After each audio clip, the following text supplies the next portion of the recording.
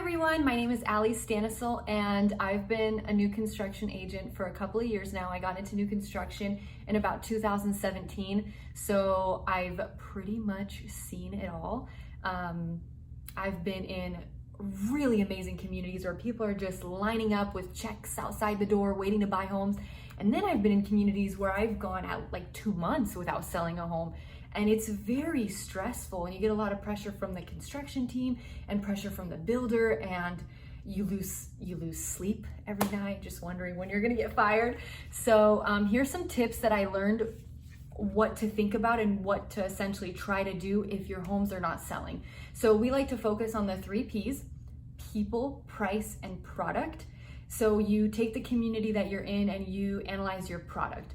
Are you in a very established neighborhood trying to sell 3-story townhomes, and your buyer profile is an engineer with 5 kids and they need a yard, and you got to really think about the product on where you're located. What are the builders around you selling? Are they doing well? Is everybody struggling? Just kind of ask some questions about the product that your builder has decided to place in that area. Next is price. Are all the successful builders around you, is all the resale around you $50,000 less than you, $100,000 less than you, or is everybody kind of in the same place and they're selling and you're not? I was in a community one time where I was priced right, the product was amazing, but I was right next door to a builder that had been there for 3 years. They were building about 200 homes, and here I come brand new, and people would always go to that builder across the street and never come to me. So those things were right. It was just the energy of the community, and I'll talk about that next. Next is the people.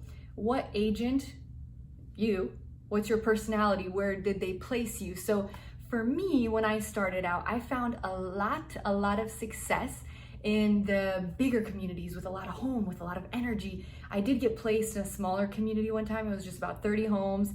I'd get one person in every few weeks, and it was such a drag, and it just did not match my personality.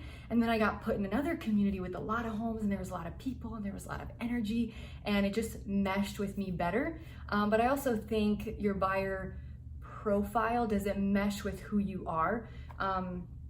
I find a lot of success when I'm in lower priced homes and my buyers are first time home buyers, and I just really connect with them because of my age. I just connect with those buyers better than I would in a community, let's say, that's attracting a lot of retirees. I don't know if they like my personality very much, but those are the 3 P's, and you got to think about those, focus on where you're at. Next, I want to talk about energy. What is your community like? If there's only one person coming in, and whenever that person walks in, you're sitting there with what we call commission breath, just trying to sell, and you're really pushy and they get bad vibes. So what I liked to do was put up a lot of signs, a lot of balloons, get a lot of people through the door. That way, when I would say something like, hey, this home just got released, I have no idea how much longer it's going to be available. Look I just had 10 people walk through my door. It can be a little exhausting giving everybody the tour, but that's why you're there. You're in the model home, and every person that walks through the door, the builder has paid marketing dollars, they've paid advertising dollars to get those people in.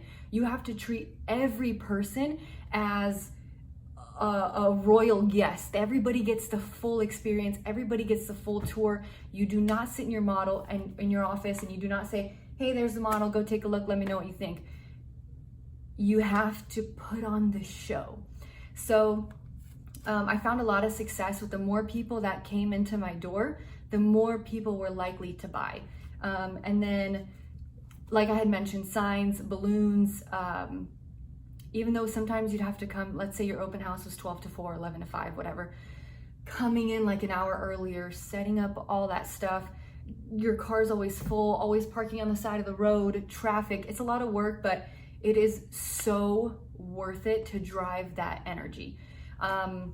Another thing I liked to do was always somehow covertly ask without being like, hey, how'd you hear about us today?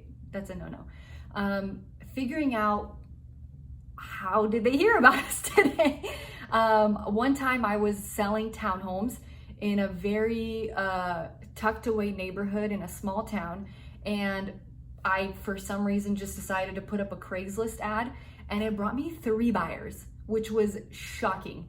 So where are people hearing about you from? Is it Facebook? Is it Instagram? Is it Craigslist? Target those platforms to bring more people in. I had used Craigslist to sell out that entire community, which I've never done before, because who buys homes off Craigslist? But it worked. So figure out how people are finding you and try new things. Don't be afraid to experiment. Don't be afraid to get out there. Don't be afraid to make your presence known, because how else is anybody going to find you, especially new construction where a lot of the GPS addresses don't work. Nobody knows about you yet. BDX sometimes doesn't auto-populate all of our information to get people out to your site. So you have to be very proactive if your community's not selling. I've also found in more established neighborhoods that internet stuff wasn't always working. It was a lot of word of mouth, which is more difficult to establish and navigate. So people were hearing about us from friends and family, and that is why whenever somebody walks into your door, you're not just speaking to them, you're speaking to their network, because maybe they won't buy from you, but their mom will, their coworker will, their boss will. And word of mouth is so important. And what I also did is I became really friendly with all the builders around me, especially that big builder that was right across the street from me, because I knew eventually that they would have to sell out. And if you work for a big national builder, once you sell out, you're still kind of stuck on site for a few months until your last homeowners move in, or at least until your last home is in drywall. You're still just sitting there. So I built really good relationships. I would visit them, I would ask them about their products, be really curious. And then once they would sell out and they're established and the buyers would come in, hey, what do you have left? Oh, I don't have anything, but hey, Allie right across the street, she still has homes. So even other builders can be a great resource. I'm not a big fan of you're my competition and we're gonna be at each other's necks while the community's up and running. No, it's a small community. You need to have really good relationships with everybody around you. Neighbors, they're the best. Neighbors, other builders, family, friends. It's just really important to have a good reputation. I'll tell you, those agents that are not very helpful, those agents that are like, hey, the model's that way, let me know what you think. Set a tone for the community, and it's not a very good tone. So anyways, that's just kind of, I'm sure there's a lot more tips, but that's just kind of what I've seen doing this. So, I mean, if anybody else has anything that's worked, go ahead and leave it down in the comments and follow for more tips. Thanks.